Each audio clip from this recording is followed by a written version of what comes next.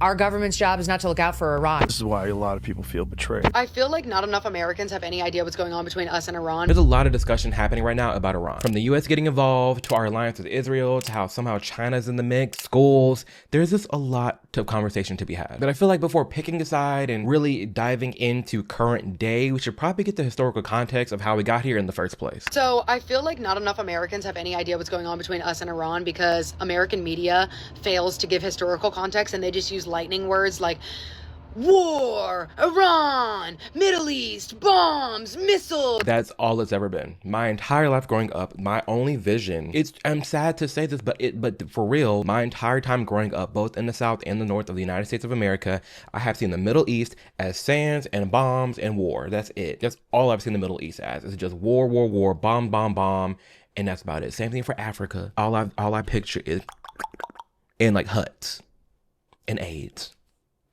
Like, that's all I ever envision. That's all I ever think about because of, like, American media. This is what we're told, what we're shown, and she ain't told no lies. So I'm going to explain it in a way that makes sense, and I'm going to tell the truth. So the government that runs Iran today exists partly because of something that we did decades ago. So back in 1953, Iran actually had a democratically elected government, meaning that their people voted for their leader the same way that we do.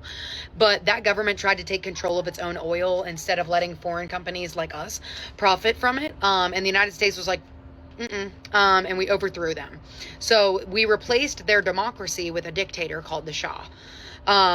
And this happened whether the people of Iran liked it or not. And there's something to be said for the involvement. As much as great as this country is and the rights that are afforded to us today in 2026, there is something corrupt with how much intervening the warmongers have done in other countries. And then they end up being corrupt, and then it gets more corrupt. And then we're sitting here like, oh my gosh, they're so bad. Well, damn, maybe if we left them alone, they wouldn't be as bad. Is that ever a thought? And then two, how much the CIA has done in our, like, we hear about these things, right? And we look at the documents. Oh, CIA admits this, CIA admits this.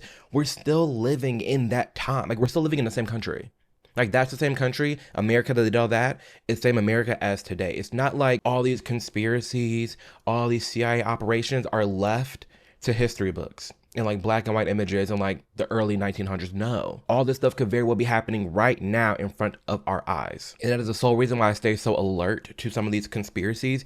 And I keep my mind open to like the worst of the worst actually being possible, because I'm aware of how corrupt our past has been. Hint, they didn't like it. But the CIA had essentially looked at Iranian democracy and said, yeah, we're going to go ahead and get rid of that. We can't have that. So for the next couple of decades, the Shah ruled Iran. Sorry if you see me itching myself. There's mosquitoes out here. But the Shah ruled Iran with U.S. backing until 1979, when the Iranian Revolution happened. So basically, huge uprising. The people overthrew their government and finally removed him and created the government that Iran has today.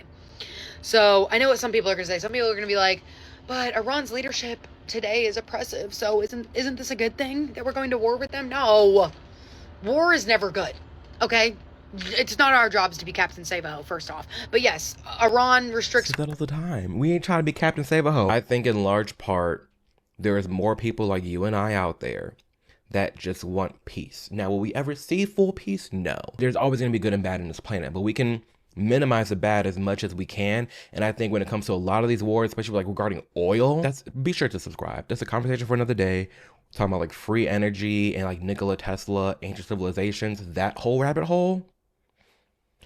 But the fact that it's so silly, but a lot of like the worst things right now happening is literally because of like energy. It's literally oil, gas, and like religion, territorial wars. That's pretty much it. And drugs, of course, drugs. But like, that's just so saddening. It's just so stupid how much war is being fought for like the dumbest things. Women's rights, they crack down on protests, political opposition.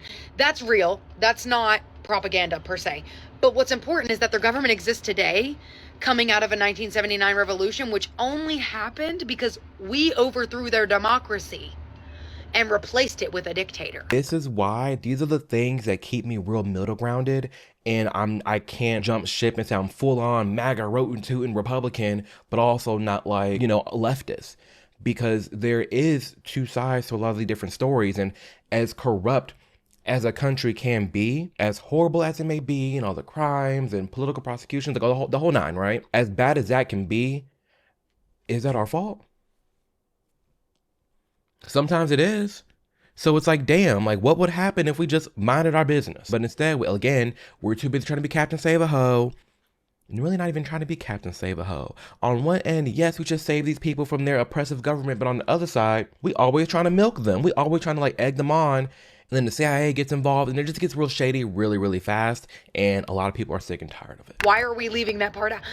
When people are like, oh no, the United States had to step in because Iran's leadership is bad. Well, the political conditions that created that leadership were heavily shaped by our intervention.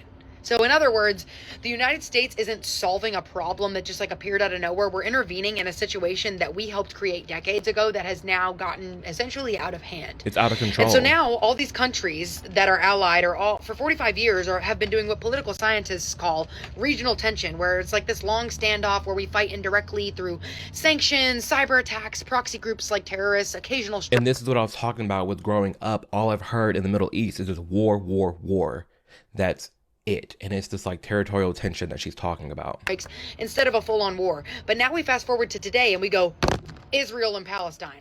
Iran financially and militarily supports groups that oppose Israel. So we've got like Hamas and Hezbollah. United States is Israel's biggest military ally. So we fund and supply a lot of Israel's military majority power, of it. Like all of it.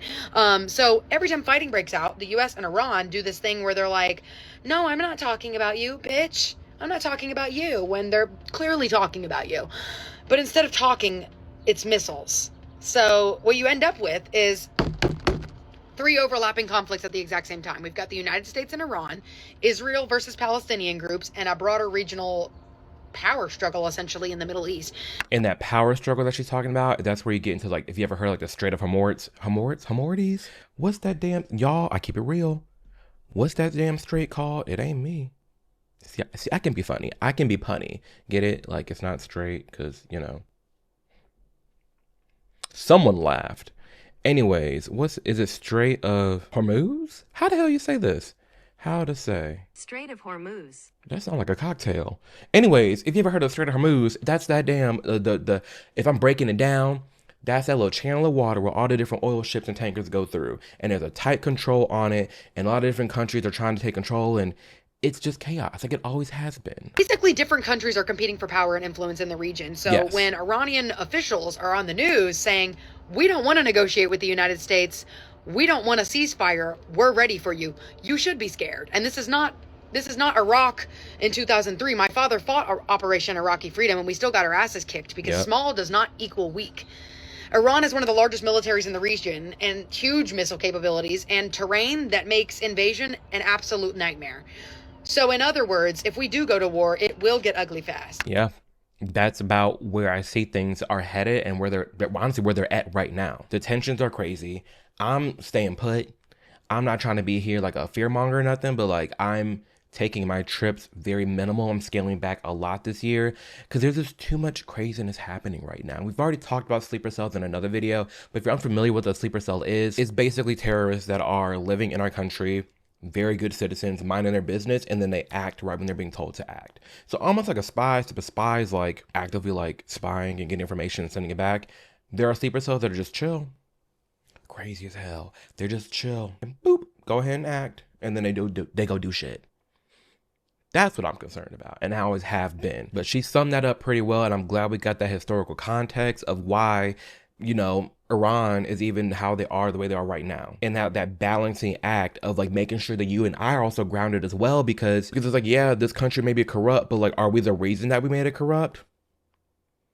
These are things that we need to be talking about. If you were it's still 11 Bravo, and they send you to Iran, are you going to follow your orders? Send me to Are you going to follow the orders right now, would you? Absolutely. I will follow the flag. If I swore allegiance to follow orders now to go fight that war, I would respectfully decline. It's disgraceful. You're smiling while you're saying that. So well, then I guess I'm disgraceful. That was just one of the moments of tension we saw here at this American Legion in South Miami, where we sat down with 7 different veterans from different generations who served in different wars, and we asked them about the war going on right now in Iran. Now, on one end, I admire how loyal dude was, and he's like, I'm fighting for this country no matter what they say. They're in charge. I signed up for this. I'm going to do as told. But they're all veterans, right? On the other side, you have someone that said, hey, I did do that.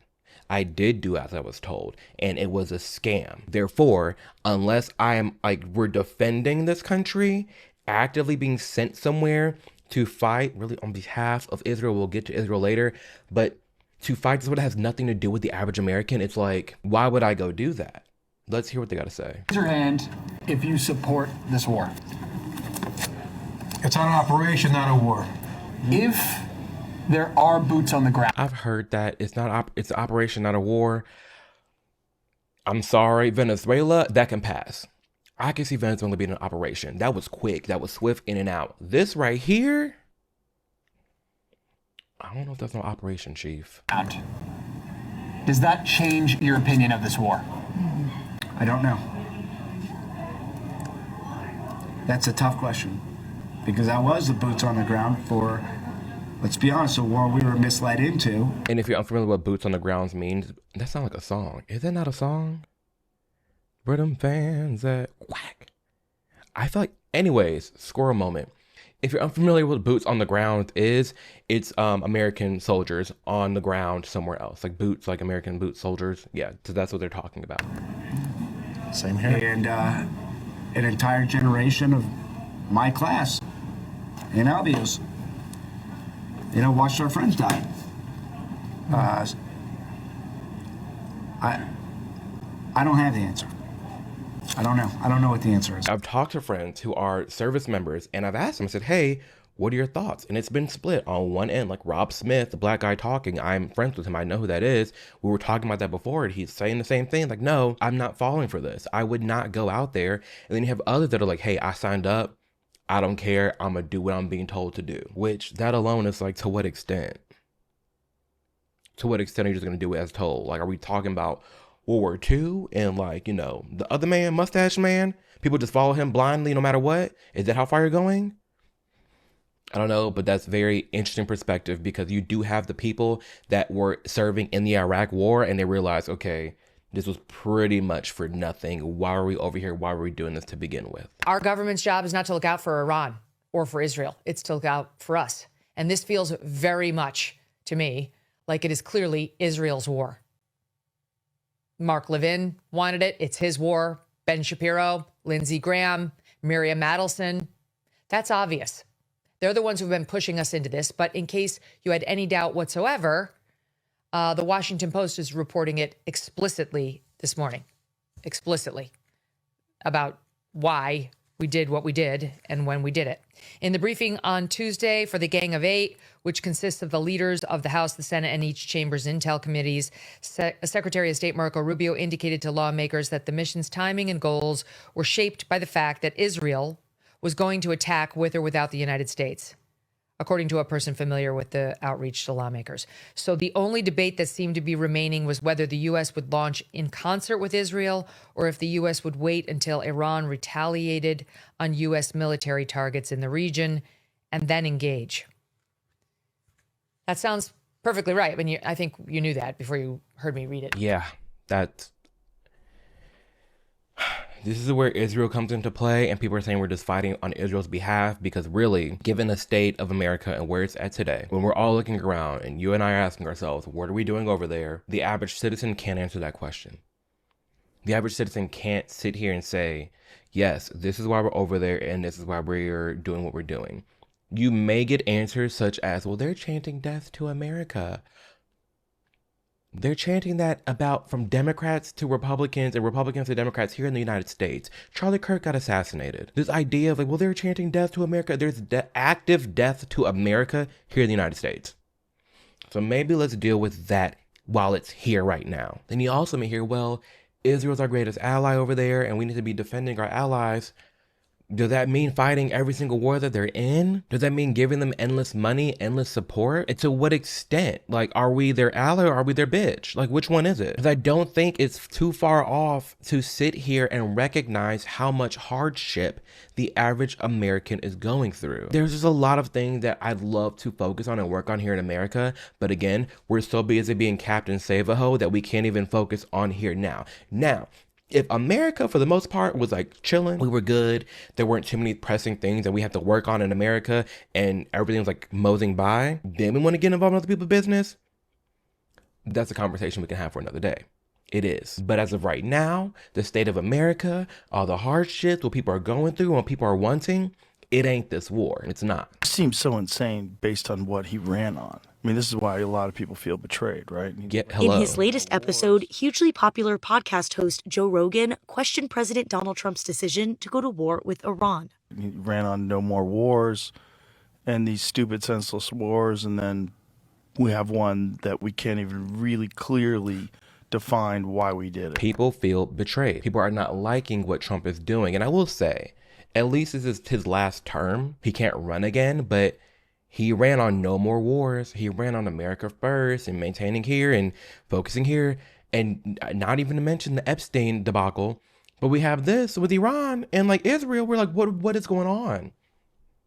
What is actually going on? Hosted Trump on his show in 2024 before endorsing him ahead of the presidential election. But Rogan has been critical of Trump in office, recently calling the administration's immigration crackdown insane. The White House said in a statement from spokeswoman Anna Kelly, quote, President Trump is courageously protecting the United States from the deadly threat posed by the rogue Iranian regime, and that is as America first as it gets. Yes, that can be there's a lot to discuss right now. One, like I said before, that could be the pushback that we're getting. Well, the most America first thing we can do is get rid of people who hate America. If they hate us and they are minding our business, cool. Because again, we got people on American soil that actively hate us. We're actively hating each other. So maybe we should focus on here first, then over there. That reasoning alone, it doesn't add up. To me, it seems like there's more in cahoots, which we're going to get into more with like Israel, China, oil trade routes, the Strait of Hormuz, the whole nine. The whole operation is weird and shady. It is.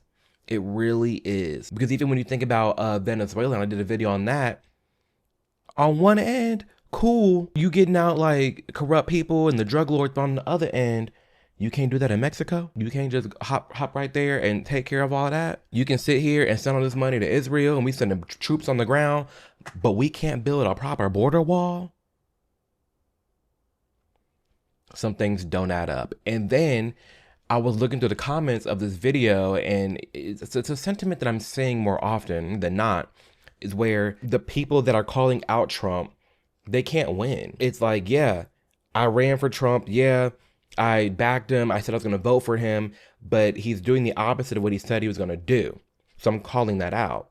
On one end, you think I'm a grifter, back Trump no matter what, Trump's daddy, and that I would be grifting. But the second I go against my base and I call it out and say, hey, actually, Trump, I don't like this. I don't like this. I don't like that. Now all of a sudden, oh, well, you're stupid. Well, you promoted this. You did this. You did that.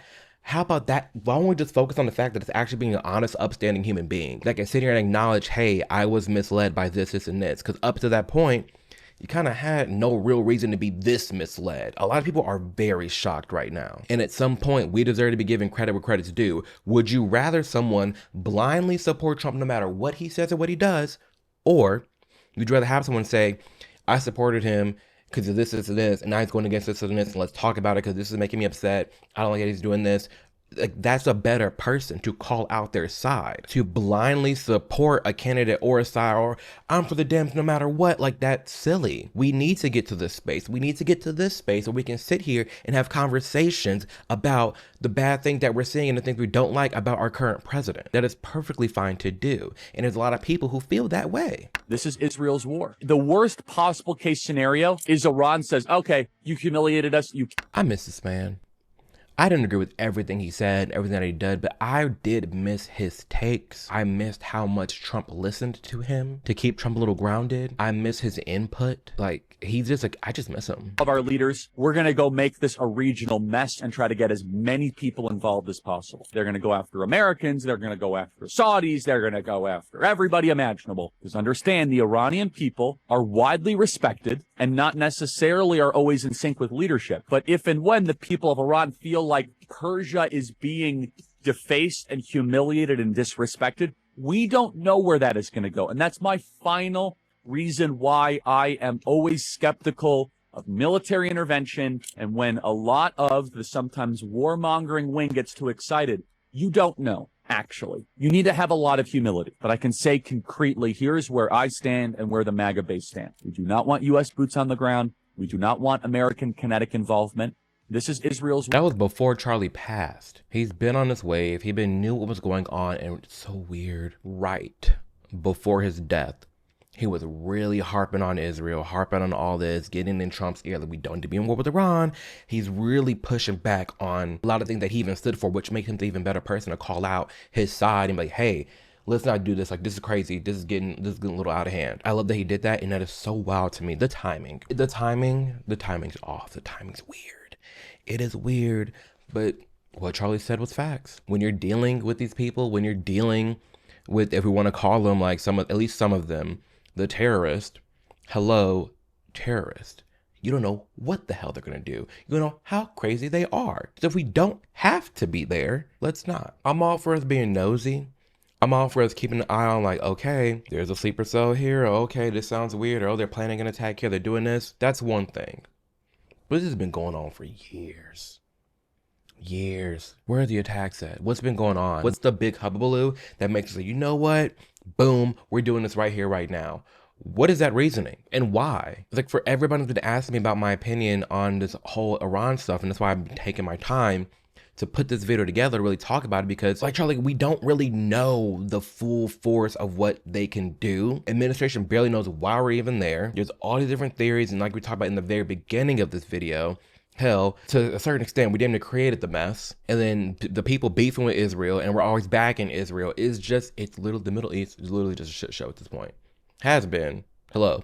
I'm growing up. But like, when is it gonna end? At what point are we just gonna like pause? That's what I want. No new wars. When are we going to pause? Israel wants, they're saying it out loud, they want to use the U.S. military and the U.S. Treasury to sweep aside the last remaining obstacle to regional hegemony in the Middle East, which is Iran. And they don't want to be criticized or to be asked, like, what's the plan here? Because they don't have an answer. And so they have taken offline preemptively critics by being so violent, rhetorically and maybe physically, that everyone's like, I don't want to get involved. I don't want to deal with this. The cost is too high. That's exactly it. That is exactly what they've done. And I've just decided at 56, I don't care. Yeah. And I'm just going to do this because I believe that my motives are pure. I'm just an American. And I think it's important to say this. But there are a lot of other people who feel it, who won't say it, because it's like, I've got kids. I don't want to deal with this. That is true. That is true. They want to deal with the backlash. They don't want to deal with the harm. They don't want to deal with the threats. There's a lot going on with Tucker Carlson that we're going to be talking about soon. It's excessive. The whole thing with Israel is excessive. This idea that you're some cruel, anti-Semitic, hateful person for not really condoning the endless support that we're giving to Israel and giving them their aid and giving them the ability to fight out there. It's like, why do American soldiers need to be out there on the ground? Why do we need to be giving all this money over there? It doesn't make sense. We're feeling it. We're seeing it. We're talking about it. It's all odd. And the second you talk about it, for a lot of these people, especially the more prominent ones, they get crapped on, or even internally, like between, like as far as on the right goes, it's really splitting in between. It's really splitting between you're either pro-Israel or you're against Israel. And I hate that it's become that, but they force you into that box, because just because you're critical of Israel doesn't mean you hate Jews. It doesn't have to be like that at all. God bless Israel. Right. We should move all our stuff to Israel. Thank you. Exhibit A. God bless Israel. We should just send everything we have over to Israel. That makes people not want to support Israel at all. When you're on these stage talking about, oh, we're just killing all the right people, and oh, we need to be sending everything we got over to Israel. Israel this, Israel that. Lindsey, again, it's the things like this that make people flee to the 100% opposite of what you're saying. No, we shouldn't be sending everything we have over to Israel. We shouldn't be just devoting every ounce of everything over there. This is why we're seeing this like rising and trend of people just not liking Israel, because of how much involvement we have with them, how much money we're giving them, how many our army troops we're sending over there for them. Look around us. What is happening to America? When are we going to prioritize us first? What happened to the idea of America first? These are the questions people are asking themselves. These are the questions that you and I are asking ourselves. What are we doing? That is so weird. Very weird. Very strange to have someone in office just go, we just need to give everything over to this other country. That's just, it is what it is. No. Branching off that, dual citizen serving in Congress. No. Flying other flags. No. What have we become? I feel like it's not that hateful. I feel like it's just very basic common sense to say, oh, only American flags should be flown. You should be a citizen here. You should be born here for everything. And we keep it pushing to make sure you're loyal to America and you're putting America first. We can talk about our disagreements between each other. But all these outside forces, AIPAC, throwing millions and millions and millions into people. The whole war, everything going on, everything that we're seeing, it's just sad, it's messy, it's sloppy, it's odd, it's strange, it's weird, it's everything. I will note to this group and to the world, there's only one entity in this conflict between us and Iran that never targets civilians. Literally never targets civilians. Can you please provide some guidance? It's been 13 days in. Can you please provide some guidance, both of you, about the strike on the girls' school? There's been reporting that indicates that preliminary inquiry, even though it's ongoing, has determined that the airstrike was carried out by the United States. Given that there is another competing narrative that this was done intentionally, can you provide us with some guidance about whether this was the case? Well, with an issue on your first topic, an issue of such seriousness, we're not going to let reporting lead us or force our hand into indicating what happened in a particular situation, because the truth matters. So I can report that CENTCOM has designated an investigating officer. They haven't answered the question. They're saying they will, and they're going to look into it, but they haven't denied it. To complete a command investigation. The command investigation will take as long as necessary to address all the matters surrounding this incident. And the investigating officer is from outside CENTCOM and is a general officer. But I will note to this group and to the world, there's only one entity in this conflict between us and Iran that never targets civilians.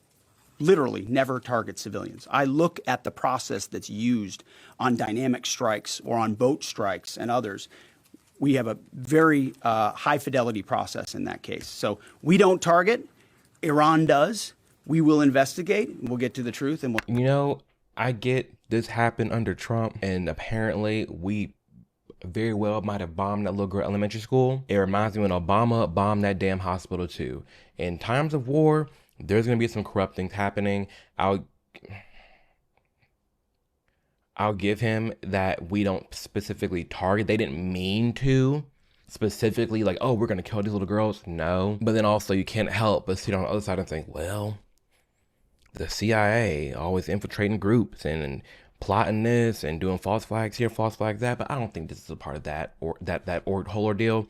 I think this is a little bit different. It's sad. It's unfortunate. And it's another knock on Trump's legacy, Trump's presidency, this whole war, how messy it is, especially if they were relying on like old intel. I will say it was right next to the base that they were trying to strike, the base that was there or is not there anymore.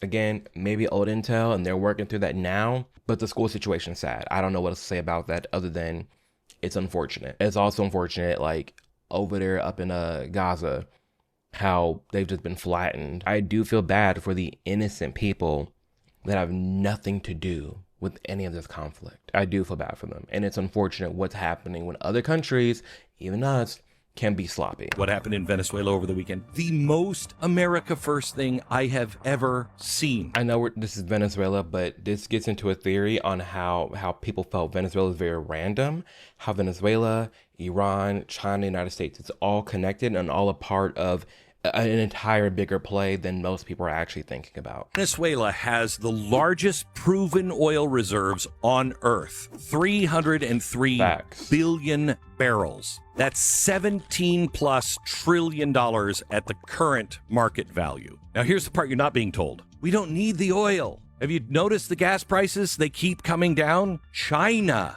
needs the oil. China buys 60 to 90% of all of Venezuela's crude exports, now not going to China. How is China going to be able to power all of their electricity needs? And what else has been destabilized this weekend? Iran. They buy 85 to 90% of all of the oil in Iran, and those are huge oil reserves as well. Yep. If Iran and Venezuela fall at the same time, China loses 70% of its non-U.S. regulated oil supply. You lose 70%. What else can't you do?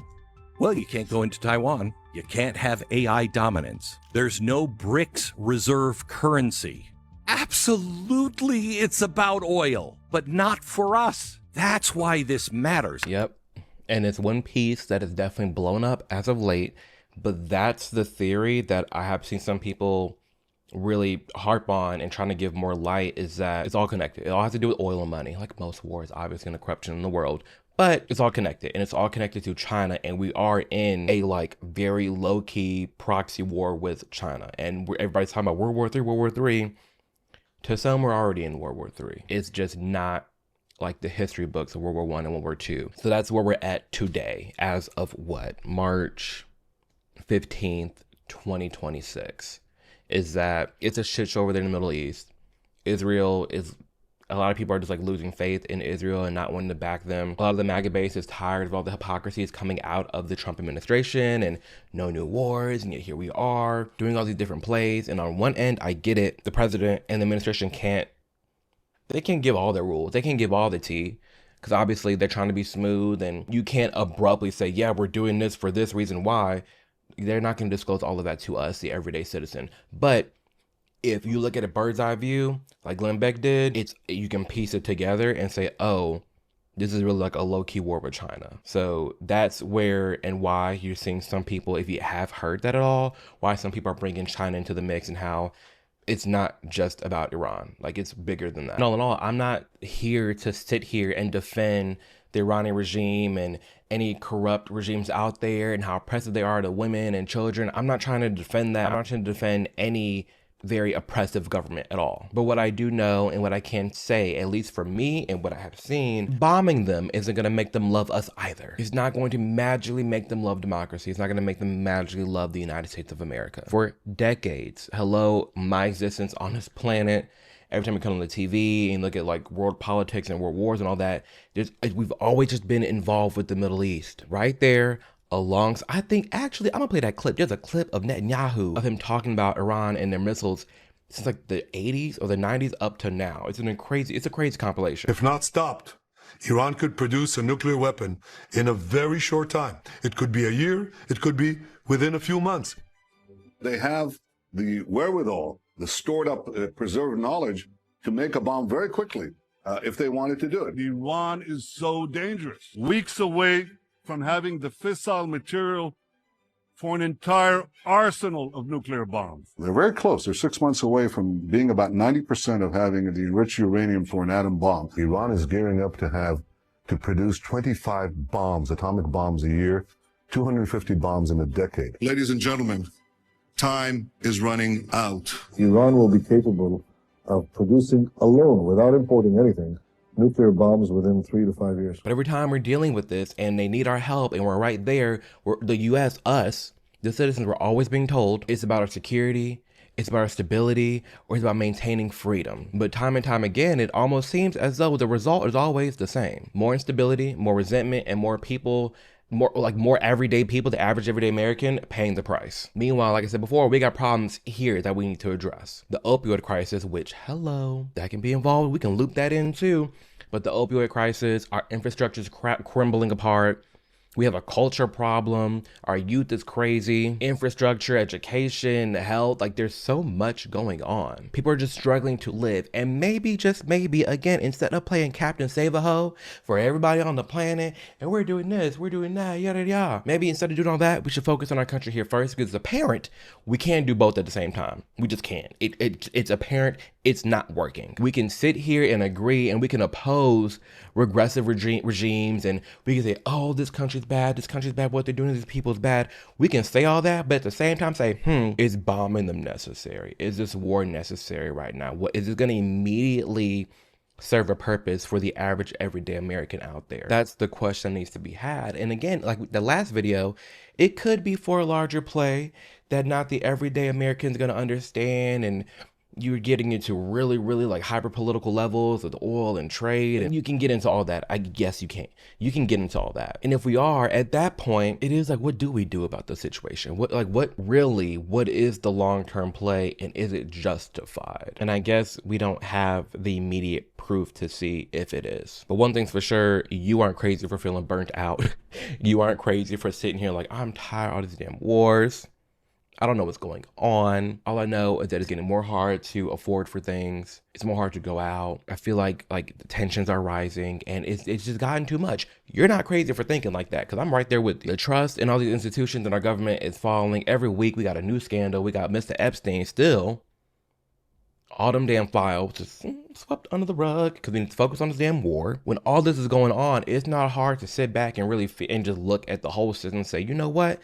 Everybody's winging it. It's ghetto. Earth is ghetto. Everyone's winging it. Everyone doesn't know what the hell they're doing. And it's just seeming like a hot mess that maybe if we just took a step back, all of us, this is me like really wishful thinking. All the countries came together and said, you know what? We all have our differences. We all have our different ways of like running life, and people are voting for this, cultural difference here. Let's just agree not to bomb each other. Let's agree not to act like terrorists. Let's just agree we need this land because of this. And like, can we just get along? Or at the bare minimum, just like prioritize fixing our own country first before we're going out there trying to help save the world. That's at least what I'd like to see. And something else that I'd like to see is your comments below and your thoughts. What do you think about this war? Are you on that whole like China camp and like the high level with the oil? What's your thought on that whole school situation? Israel, are you for the war? Are you against it? Oh, if you're a veteran, let me know your comments below. If you're a veteran, I'm gonna search that up in the back end of YouTube. I can filter the comments by like a word. So like if you just include that you're a veteran, I will like look at it and see. I love to hear your story too. But outside of this, one, thank you for your time watching this video. It means more than you know. What I'm about to say now has nothing to do with the rest of this video, but it's that I hope that you genuinely are doing whatever you can to take care of your own life. And I hope that you know you're gonna be okay. I don't know who needed to hear that. I don't know what you're going through. I don't know if it's friend drama, family drama, life stuff, health stuff. You're just stressed, you're overwhelmed, life is lifing. You can handle it. There's nothing that's thrown your way that you can't get through. You just have to maintain hope. You have to have out a plan. You have to focus on just you. There's gonna be a lot of sacrifices coming your way, a lot of discipline that's need to be had, and you can and actively will change your life. But you have to keep in mind, you really do, you have to keep in mind that change is uncomfortable. Our brain is like an operating system, and you're set in your patterns and ways, and doing something different is a whole new neural pathway. It's a whole new, like, your brain's like, oh shit, this is different. I have to process this. And that process of doing something different, experiencing something different, putting yourself in a different mindset, anything that's different to the brain is uncomfortable. But uncomfortable doesn't always mean bad. Uncomfortable just means you're just uncomfortable. Your brain, it's temporary. Your brain's going through this. It's not used to this. It's gonna feel a little bit weird, but you're gonna get through it. So keep that in mind as you navigate life, please. So be sure to subscribe, like, and comment. Helps the channel grow a ton. Very thankful for you being here. And as always, I will catch you in the next video. Deuces.